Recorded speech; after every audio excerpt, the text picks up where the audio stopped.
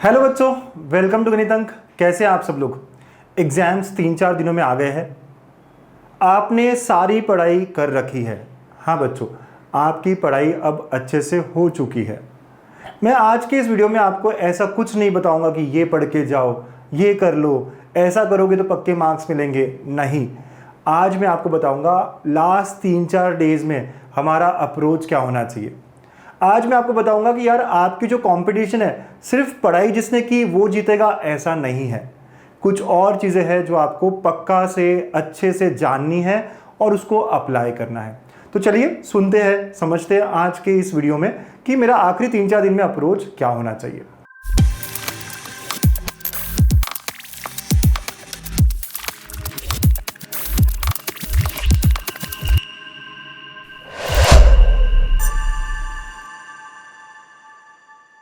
तो बच्चों, सबसे पहले सर इतना बड़ा सिलेबस है, फिजिक्स केमिस्ट्री मैथ्स या बायो जो भी। सर फिजिक्स केमिस्ट्री मैथ्स इतना सब मैं कैसे रिवाइज करूं, कैसे मेरा कंप्लीट रिवीजन होगा। तो बच्चों मैं आपको कह रहा हूं, आपको जितनी आपके पास इंपॉर्टेंट बुक्स है, जहां से भी आपने पढ़ा है, जो आपको लगता है यार ये बुक में से मैंने ये पढ़ा, ये बुक में से, वो सारी बुक्स अपने सामने लेके आइए। पूरी सारी बुक्स अपने सामने रख दीजिए और एक एक बुक उठा के ओवरलुक करना है। आखिरी 3-4 दिनों में यही करना है। सर ओवरलुक का क्या मतलब है? जैसे मेरे लिए ये इंपॉर्टेंट बुक है तो मैं ये बुक लूंगा, मैं पहला पेज देखूंगा और फिर आगे बढ़ूंगा सेकेंड पेज, आगे बढ़ूंगा थर्ड पेज, आगे बढ़ूंगा फोर्थ पेज। एक पेज पे मुझे 30-40 सेकेंड्स, मैक्स 1 मिनट से ज़्यादा नहीं टिकना है। आगे बढ़ूंगा। अगर आप किसी पेज पे बहुत देर तक टिक गए तो आप जो है वो अनइम्पॉर्टेंट चीज़ें ग्रास्प करने लग जाओगे।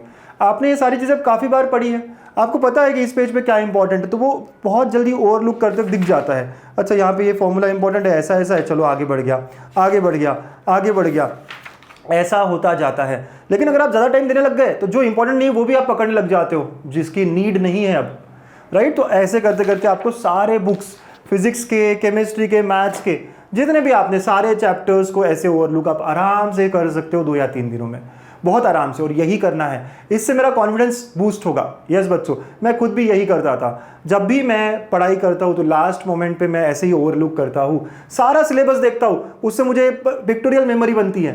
ये दिखाई देने लगती है चीज़ें कि अरे हाँ वो ये था, ये वो था, वो था।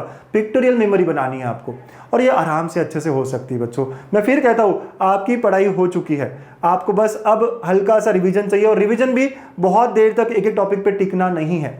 फटाफट फटाफट फटाफट करते हुए तीनों पीसीएम सारे चैप्टर्स ऐसे ओवरलुक करने हैं। इससे आपका कॉन्फिडेंस सच में बहुत बढ़ेगा, बहुत अच्छा लगेगा, एक पॉजिटिव एनर्जी मिलेगी आपको।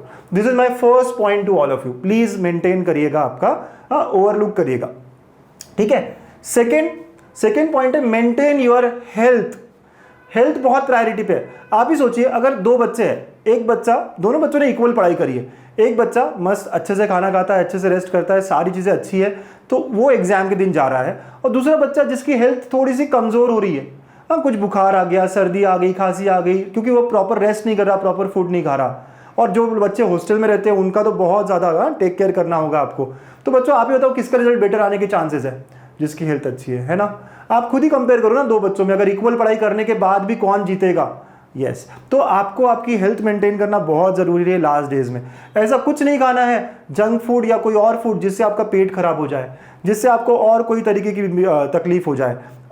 खास करके अगेन बच्चे, बहुत सारे बच्चे बाहर रहते हैं, हॉस्टल में रहते हैं, आराम से अच्छे से मस्त वाला खाना खाना है ना, अपना मेस का खाना, अच्छा खाना, बहुत बढ़िया खाना, ठीक है। तो फूड, रेस्ट प्रॉपर लेना है। कुछ बच्चे रात दिन बस पढ़ूंगा आखिरी 3 दिन में एग्जाम है, दिमाग थक जाएगा, आप रिप्रोड्यूस नहीं कर पाओगे।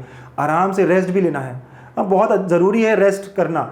और हाँ, जब भी आपको एंग्शियस फील हो, जब भी आप थोड़ा डर जाओ कि अब मेरा क्या कैसे, तो डीप ब्रीदिंग सबसे अच्छी चीज़ है। डीप ब्रीदिंग लो, आपको बहुत कामनेस, क्योंकि क्या होता है ऑक्सीजन की कमी हो जाती है, तभी जाके एंग्जाइटी वगैरह बढ़ जाती है।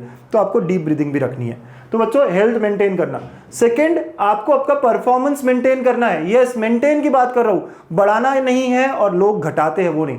प्रेशर के कारण बहुत बार मैंने देखा है कि बच्चों के मॉक टेस्ट में 150, 140, 160 आ रहे थे, लेकिन वहां जाके कम हो गए। क्यों कम हुए? पढ़ाई तो अच्छी करी थी लेकिन वो प्रेशर हैंडल नहीं कर पाए। प्रेशर हैंडल करना है, कैसे करूंगा, क्या करूंगा सर, ये बहुत नहीं सोचना है। आपने पढ़ाई की है, आप 2 साल से, कुछ लोग 1 साल से अच्छा एफर्ट दे रहे हैं, बच्चों आपने करा है तो believe in your self and maintain your performance, आप अच्छा करोगे, डोंट वरी, है ना। तो आपका परफॉर्मेंस जो है डिप नहीं होना चाहिए just because of anxiety, just because of pressure. अच्छा पढ़ा है, अब बस मैं अच्छे से एग्जाम देने जाऊंगी और परफॉर्म करूंगा, ठीक है। और कामनेस रखना है, यस, आराम से शांत बैठना है। कभी कभी शांत जब बैठे हो तो रिकॉल करना है। फॉर एग्जाम्पल मैं शांत बैठा, वो रेखा चैप्टर केटीजी रिकॉल कर लिया दिमाग में, आराम से बैठ के मैंने एक आध और चैप्टर रिकॉल कर लिया। इससे मेरी जो चीज़ें हैं रिटेन करने की और ज़्यादा हो जाती है। Remember, you will remember the things very for long time. तो ये कामनेस भी बहुत इंपॉर्टेंट है। एंड फिर से मैं मेंशन कर रहा हूँ स्लीप, यस, स्लीप फॉर जितना भी आप स्लीप करें 5-6 घंटा, it is very very important. तो आपको ये अपना जो हेल्थ है, अपना जो परफॉर्मेंस है, ये सब चीज़ें मेंटेन करनी है आखिरी के दिनों में। बहुत इंपॉर्टेंट बात है बच्चों, ये नोट करने वाली बात है। और अब थर्ड एंड लास्ट चीज़, no new test in final 2 days। आखिरी के 2 दिन में मैं कोई नया टेस्ट नहीं दूंगा। पुराने जो दिए हुए टेस्ट है उनको ओवरलुक करूंगा। फिर मैं कहता हूं ओवरलुक करूंगा, बहुत अंदर जा के सॉल्व ये वो नहीं। गलतियां क्या हुई थी, ओवरलुक करूंगा। कैसे किया था, ओवरलुक करूंगा। तो आखिरी 2 दिनों में आपको कोई फुल टेस्ट, ये टेस्ट वो टेस्ट नहीं देना है। रिलैक्स करना है, दिमाग को एनर्जी अपनी जो है वो अपने पास मेंटेन रखनी है, ठीक है। तो आपको फ्रेश फील होना चाहिए एग्जाम में, ताकि आपका दिमाग फास्ट दौड़े, अच्छा दौड़े, है ना बच्चों। तो बस मैं यही कहूंगा कि आई हैव डन इट। आप लोग बोलोगे ये, आई हैव डन इट, मैंने किया हुआ है। आई कैन डू इट, मैं कर सकता हूं। And I will do it, मैं करके दिखाऊंगा। ये जो अफर्मेटिव सेंटेंसेस है, ये जो चीज़ें हैं, ये आपको बहुत पॉजिटिव रखेगी। तो आप सब एक बार फिर बोलेंगे, I have done it, I can do it and I will do it, ठीक है। तो with this very all the best. I am sure आप बहुत अच्छा करेंगे, मचाएंगे। ऑल द बेस्ट, फोड़ना है।